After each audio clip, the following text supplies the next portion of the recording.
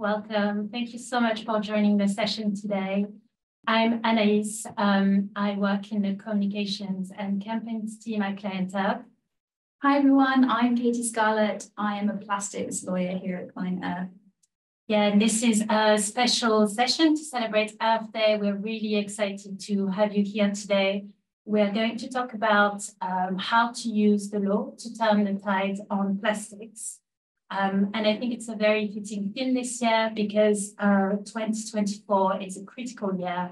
There's a lot going on plastic. There is treaty negotiations happening right now. There are more and more laws entering into force.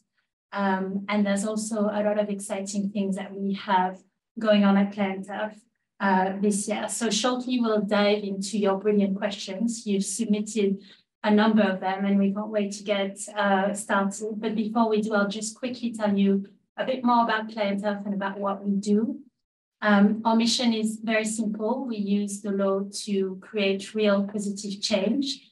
There's more than 300 of us right now. A lot of my colleagues are lawyers and legal experts, and they use all the legal tools available to create real change and to make sure that governments and businesses are held accountable for their environmental harms.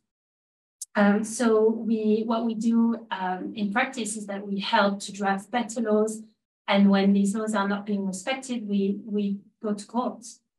There's a lot of cases that we have going on right now, more than 100, and there's even more in the pipeline. Sorry, not even more, but about 40 in the pipeline. So quite a lot. And we have a lot of supporters around the world like you.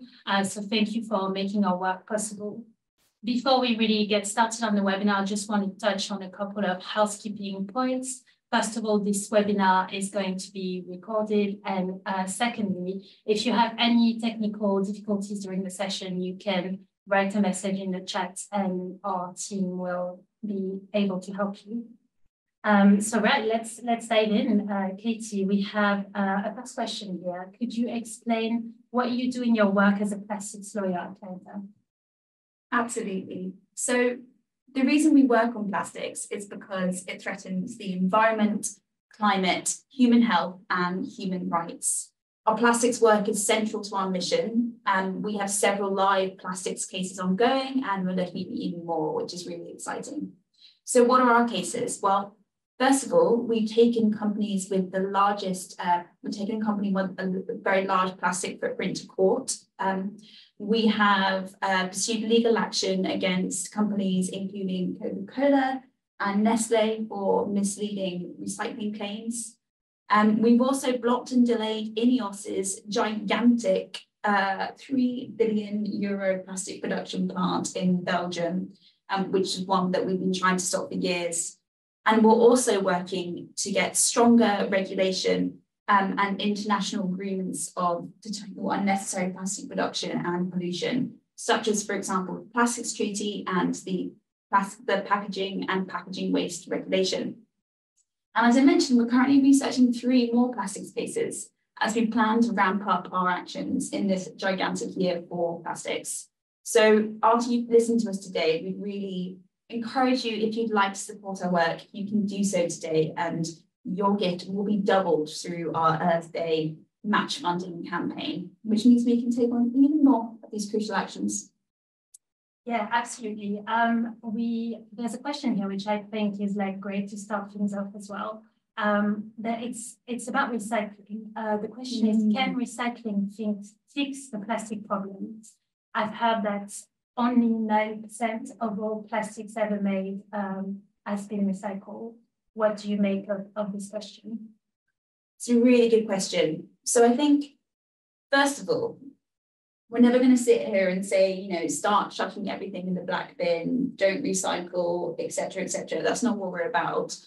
But I think we need to acknowledge that our recycling systems just cannot deal with the sheer amount of waste that we're throwing at them. Plastic production is on the rise. Our recycling systems are just not able to cope with it. And as you say, only 9% of plastic produced globally since about the 1950s has been recycled. And that means the rest is going to incineration, going to landfill, or just being leaked into the environment, which is really sad. Why is that? What is it about plastics that makes it very difficult to recycle? So there are various reasons. So despite, numerous decades of research and development, there are still some plastics that you just can't recycle. And this is, actually to do with the structure of plastic. So it's the diversity of chemicals, additives, combinations with other materials like aluminium and paper that makes recycling of plastic challenging. And then even in the perfect conditions with the perfect plastic, even when plastic is collected, recycling is still very expensive compared to producing new plastic. And so the closed loop process that many of us imagine when we see this circular loop symbol simply isn't reality, because the recycling process continuously degrades plastic. So it just gets poor quality after a few recycling cycles. And so actually what's really shocking to people is that at most only 2% of plastic is recycled more than once. Yeah. So a plastic item is almost destined to go to waste, and the recycling process actually really only delays that. It's not a solution to it. Yeah. And a lot of what you've been saying here actually forms the basis of a complaint that we launched last year against Coca-Cola, Danone, and Nestle. Could you tell us a bit more about this complaint?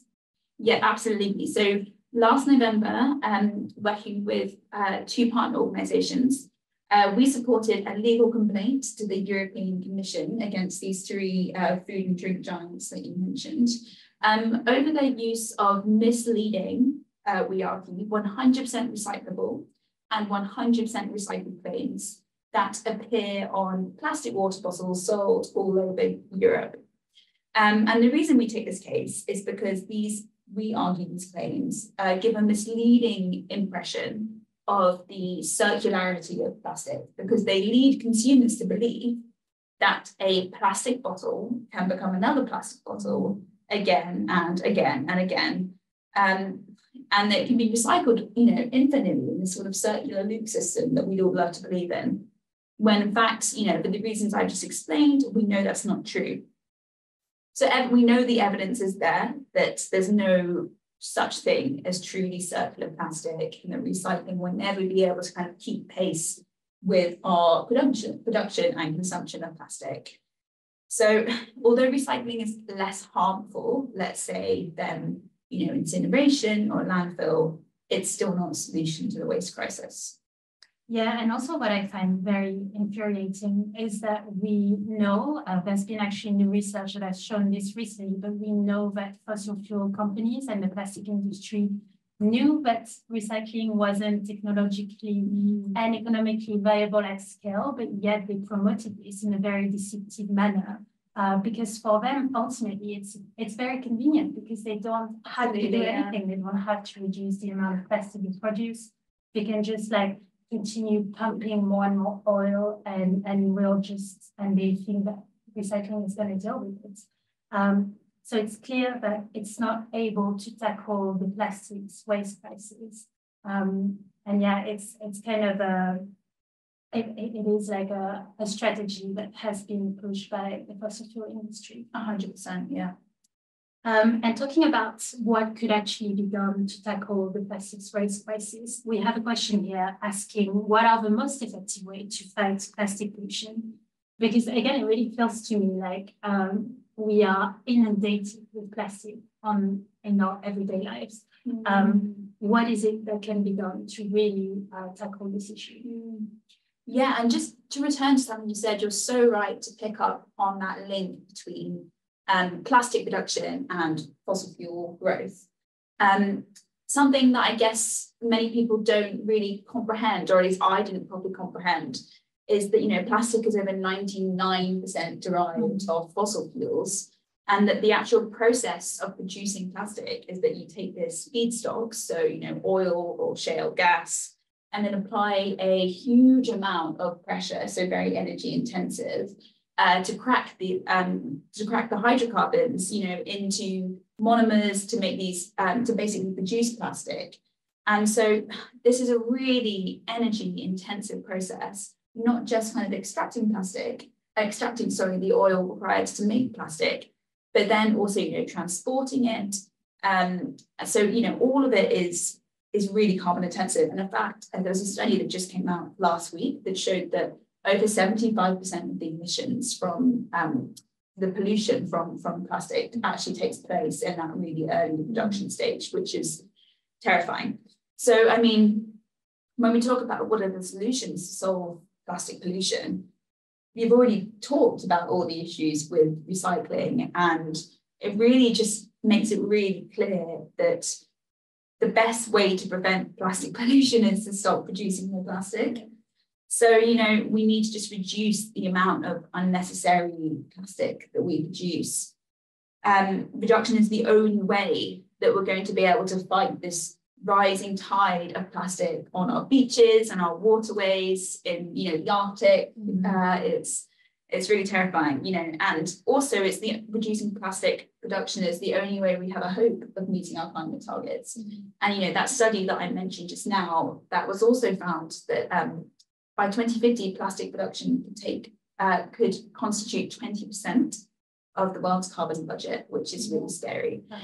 Yeah, and that's why, we're fighting to block INEOS's 3 billion plastics plant in Antwerp. And, we're scoring victories. The project has already been reduced to half its planned size. It's been delayed for several years. We already have more petrochemicals and more plastic than we need. We've reached saturation point. Yeah, absolutely. So we are really tackling plastic at the source. In terms of supermarkets, what can be done to reduce their use of plastic packaging? Because I think it's fair to say that supermarkets aren't really doing enough. When you go into supermarket, there's like plastic bag, but then bags. But then there's also like plastic water bottles. You also have like all the chocolate sweet wrappers. You even have those pasta boxes with very small plastic boxes. And even when I pick up things that I think actually don't have any plastic, like for example, juice carton, I was appalled to learn recently that actually it does contain plastic because the lining inside is usually plastic, and it's made and it's used so that it's waterproof. So are there like any quick ways, or not necessarily quick, but at least effective ways that supermarkets can reduce plastics? Yeah, I think you're right to say quick, because there are. I mean, I think one of the first things that supermarkets need to do is just eliminate all this unnecessary packaging you're talking about. So, some things which really I think every consumer doesn't see the need for, so like bananas wrapped in plastic, unnecessary plastic packaging within plastic packaging is just actually not difficult to get rid of that. These solutions exist. Yeah. Otherwise, I think supermarkets really need to amp up their ambition on reusable packaging.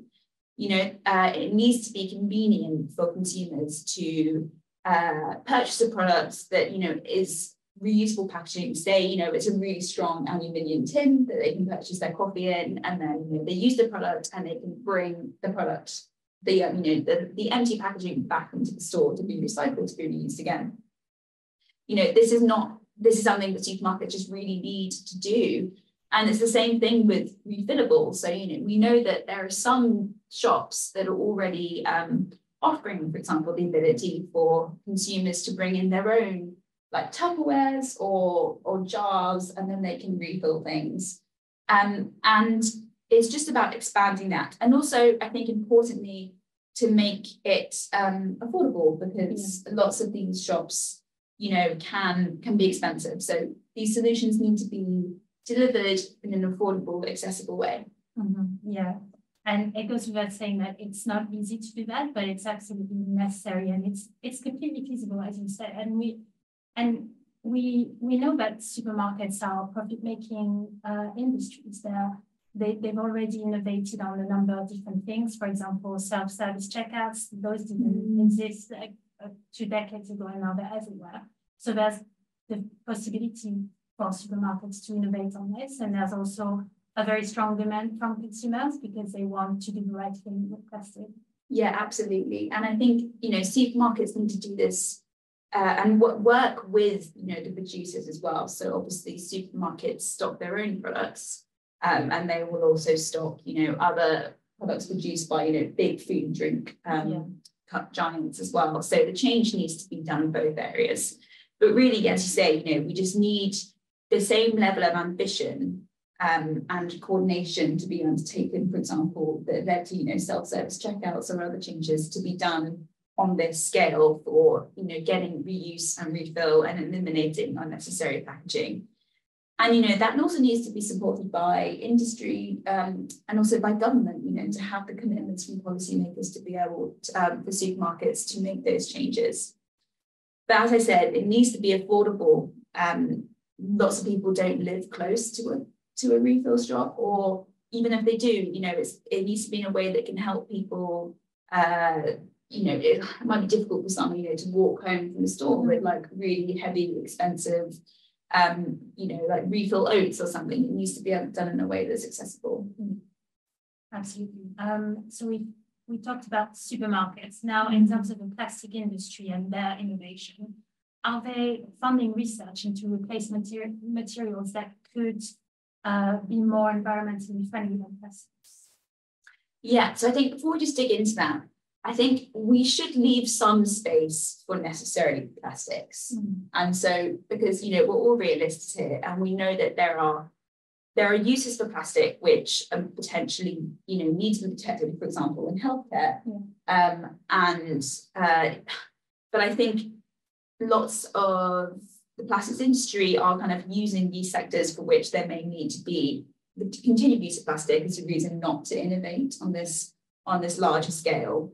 As I mentioned, the vast majority of plastic we don't necessarily need a replacement for.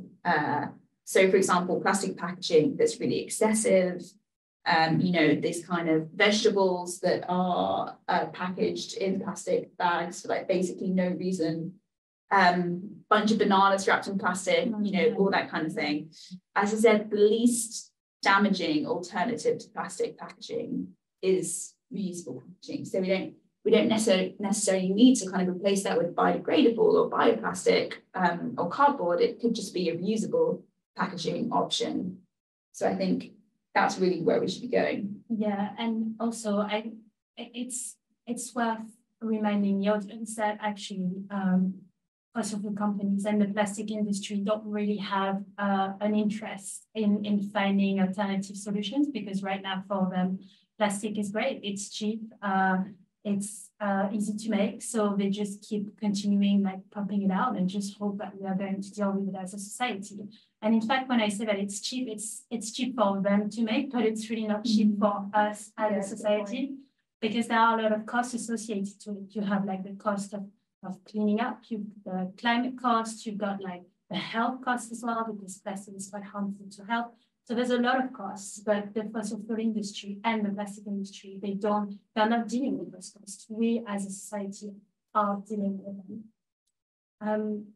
Yeah, could not agree more. They've externalized those costs to society, which is why virgin or new plastic is so cheap to make.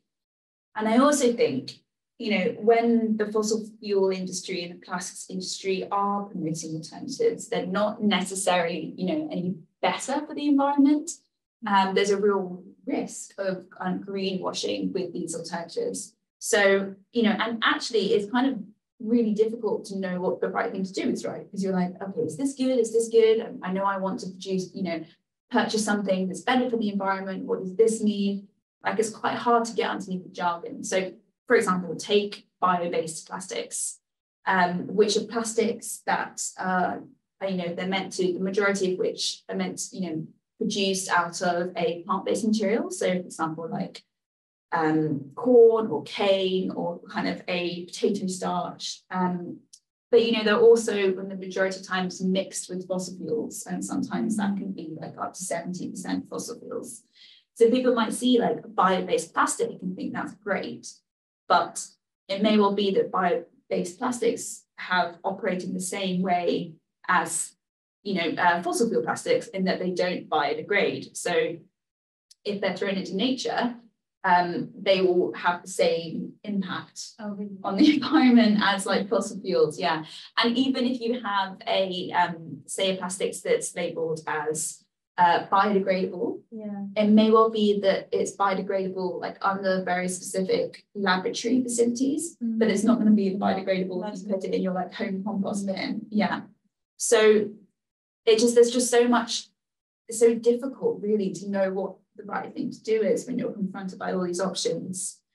But the reality is that any kind of solution, any single use packaging option is going to have environmental impacts. And particularly we just see them around cardboard plastics. Yeah, absolutely.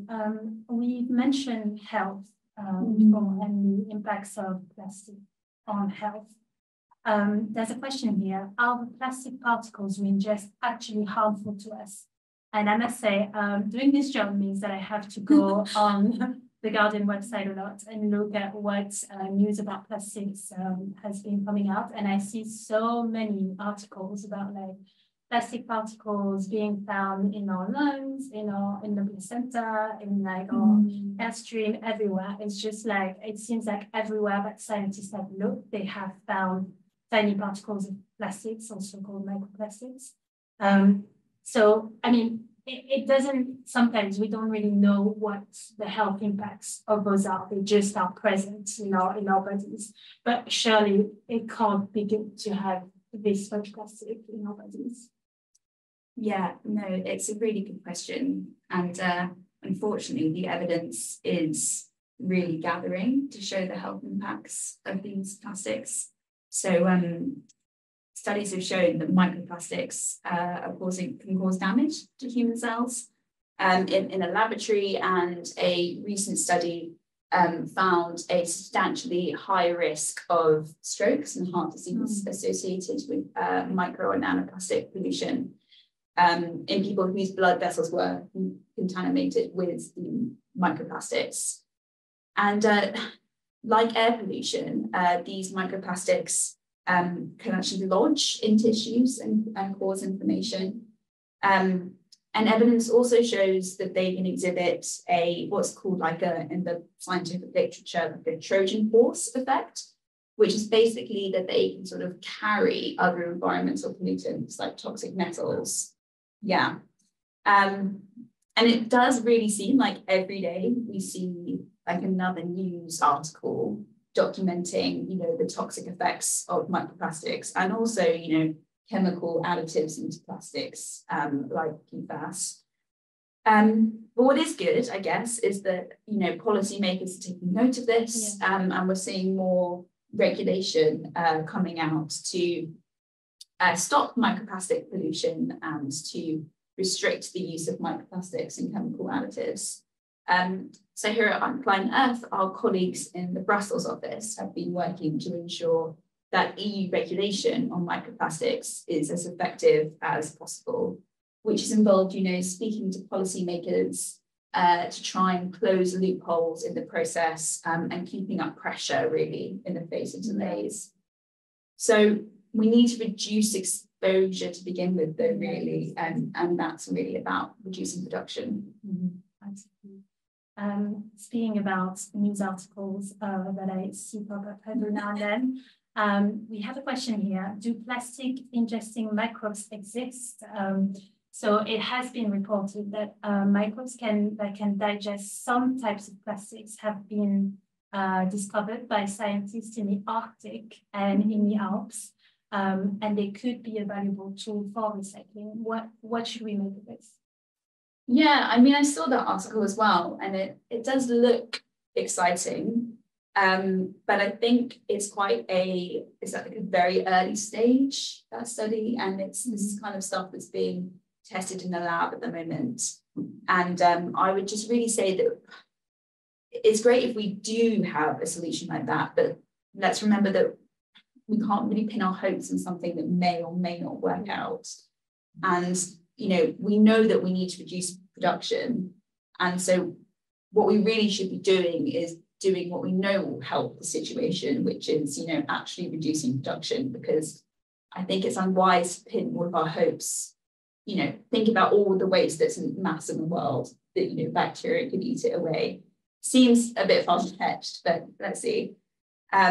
Yes, so reducing plastic production really is the solution here. And I think this is clearly what we've been working towards, because we have a case against INOS that we've mentioned before, against this INOS ambition to build this multi-billion euro plastic facility in Antwerp. And because we have to say at some point, enough is enough there. It's just too much plastic we cannot cope with anymore. So that's why we are trying to take action and stop plastic at the source. So in terms of also legal action, another type of legal action, someone asked, can we take legal action against corporate polluters, banks, and investment houses for ecocide from plastic pollution? Ooh, that's a really interesting question. I think, the concept of ecocide has gained quite a lot of traction in recent years. It literally translates to kill the environment. And there have been more calls, for example, for the concept of ecocide, which is recognized in international law at the moment, to become like a domestic criminal offence.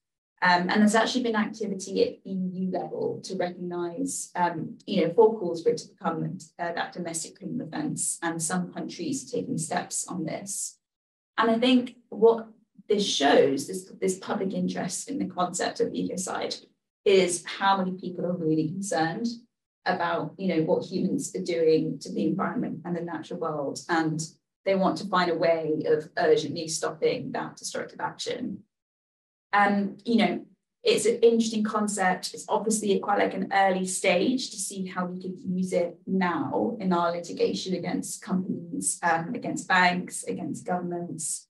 But it's definitely something that we're monitoring. And, I think here at ClientEarth, we're always looking out for like how we can use the law in exciting ways and to, test it, try it in new exciting kind of jurisdictions. So I think is definitely an area that we're watching, and we'll see what comes of it, because we're always interested in these kind of innovative ways of holding companies to account.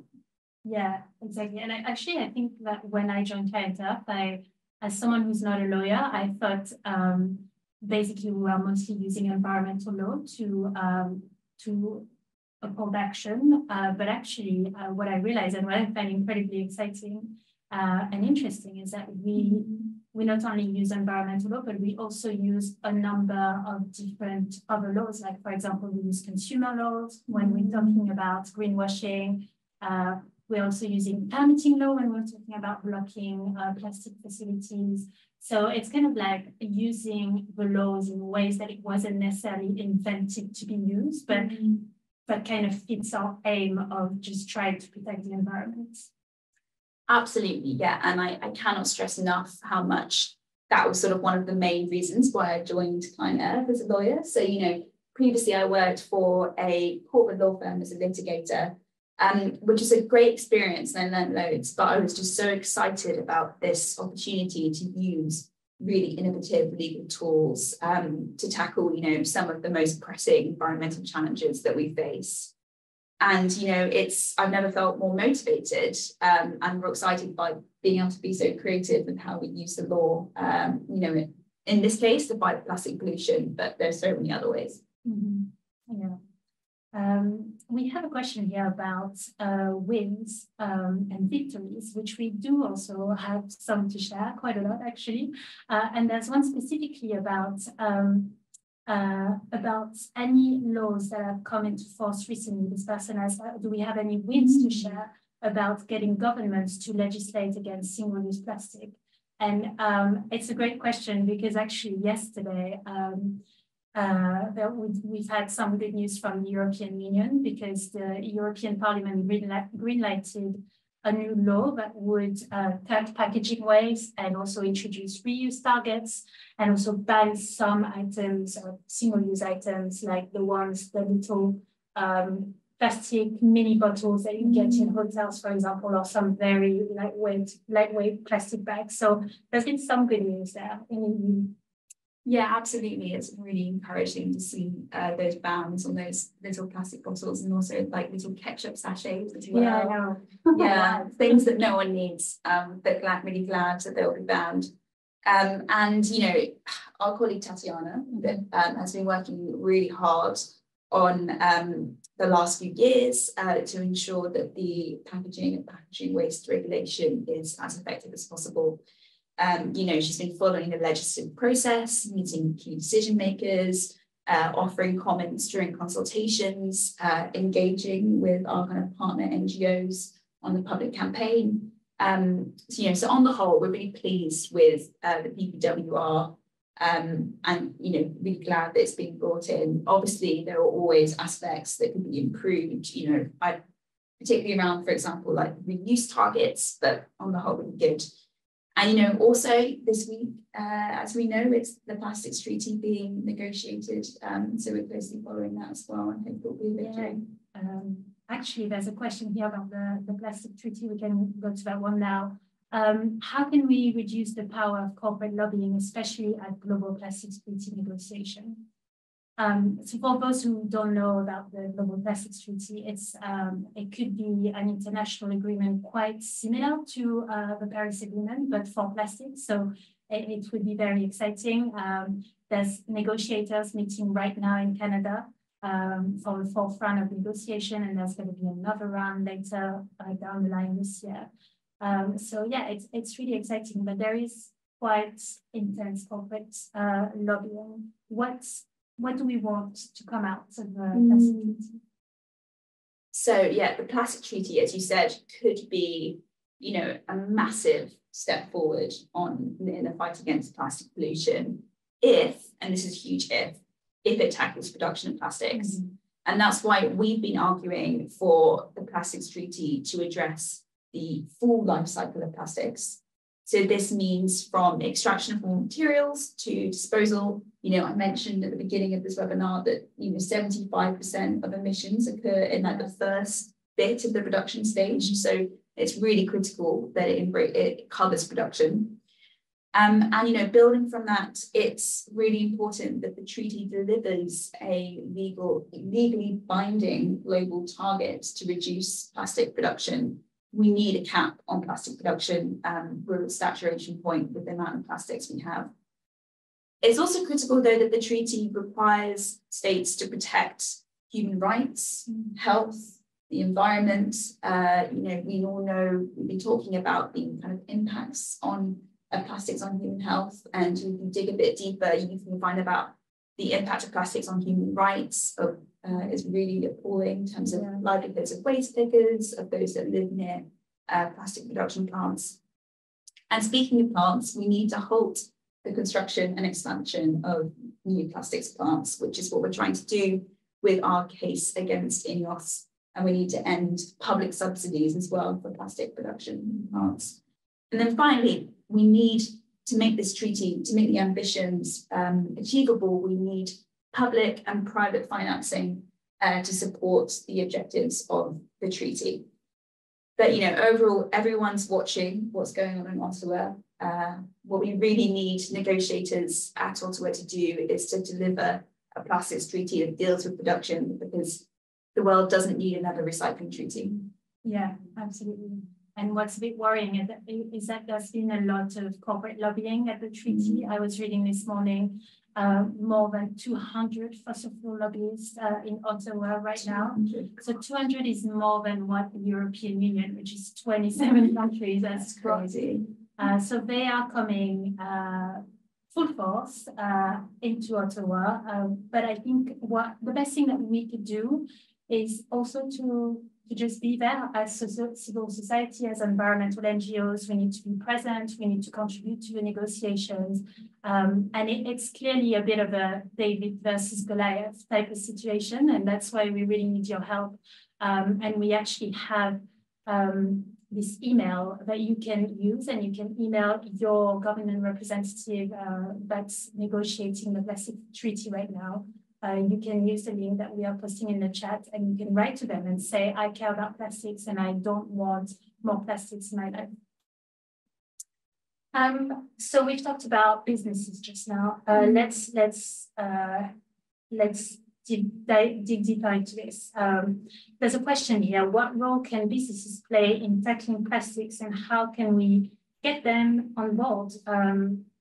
So one thing that we are often saying is that we're calling on companies to deplastify, which basically means reducing the use of plastic at the source.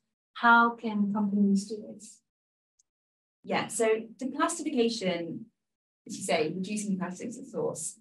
To do that, first of all, you need to understand how much plastic you are using. So businesses need to undertake a really comprehensive assessment of all the plastic use in their value chain. And when I say plastic use, I mean new plastic, recycled plastic, bio-based plastic, the whole shebang. And they need to know, the whole value chain, which also means looking at, their suppliers and their contractors, also looking at not just the products they sell, but, all of the hidden plastic behind the scenes that we don't necessarily know about, but, the plastic that's used to market their products and transport it and all of that. And they need to publish that assessment so that consumers really can hold businesses accountable for their plastic use and can then make informed choices about, where they may be purchasing products from. Secondly, having understood the plastic consumption of the business, businesses need to just implement concrete plans to deplastify. And that means setting, clear, quantifiable, time-specific objectives. So, for example, like 50% by 2030. And they also need to be, they need to invest the resources, so human and financial, to actually meet those objectives and undertake real, transformational change. And we talked about in the supermarket industry, this means eliminating unnecessary packaging and implementing reuse and refill. I think it's also important when a business is reducing its plastic use to make sure that doesn't just mean using lighter plastic, and it doesn't just mean, going from single-use plastic to, say, single-use cardboard. It means really making these big changes. But I think, we ask how business is going to do this. We know the answers are there. And I think really it's just businesses are going to have to get on board with this because the pressure from consumers is so great because consumers really, really want better alternatives in their supermarkets, in their shops, wherever. And, it's going to come from consumers and it's also going to come from above. There's all this regulation coming with the packaging and packaging waste regulation in Europe and hopefully something similar in the UK. And it's just going to make it unsustainable financially for a business to be so reliant on plastic as a material because, it's just not going to be competitive for them to be behaving in that way. Yeah, absolutely. I think we have time for one more question, which I think is an important one. What can I do to maximize my impact when it comes to tackling the plastic crisis? And I think many of you are already committed to ending our addiction on plastics, and that's very laudable of you. And we can mention some things that I'm sure you're already doing. I'm sure you're already using maybe a reusable water bottle or a reusable coffee cup. And you might be using the refill stations and you might be like buying secondhand clothes if you can. So that's all good. That's great. And you should keep doing that. It's amazing. I think what we would say though, is that it's a bit unfair to put the onus on you as consumers to deal with this because really what we need is change at the systemic level. We need governments and companies on board. And that's why we're really doing the work that we're doing. Absolutely, yeah. We can all want to do our bit, but it's really difficult then if you just don't, the market doesn't exist really for what the changes you're trying to make. So I think in order for those markets to exist, in order to dramatically shift away from plastic, we just need this global cap on plastic production because we know we're not going to get there otherwise. New plastic is so cheap that it's not incentivizing, investment in alternatives. What we need is this global cap. We need this treaty to include really strong measures that tackle the upstream. So, things that I'm talking about, for example, like halting construction of new plastic production plants and ending public subsidies for plastic production plants, and ensuring really that human rights and health are respected in that process. And so you're right, we need systemic change. We need people to be able to call on their policymakers for that change. And it's great, actually, that we can use our voice to demand more action on plastics. So something we mentioned, which should be in the chat, we really encourage you to use the link to email your representative that's attending the Plastics Treaty negotiations this week, to call on them to be ambitious in Ottawa. And of course, there's other things you can do with ClientEarth. So we'd really encourage you to support, if you can, to support our work and to enable us to bring more plastics cases against these, major polluters. So, we'd really like for you to donate to our work, and we're really grateful for that. Yeah. Thank you so much, Katie. And I guess I'll wrap things up here. Thank you so much, everyone, for attending. Thank you for sharing your knowledge and answering the questions with me. We really wouldn't be able to do any of the work that we are doing without you. And again, I am going to say it one more time, but if you can, please consider donating. And today would be a great day to do it, because we have our match appeal campaign for Earth Day, which means that every pound that you give will be doubled. So it's double the impact. So yeah, thank you so much, everyone. I hope you have a lovely rest of the day. Thank you.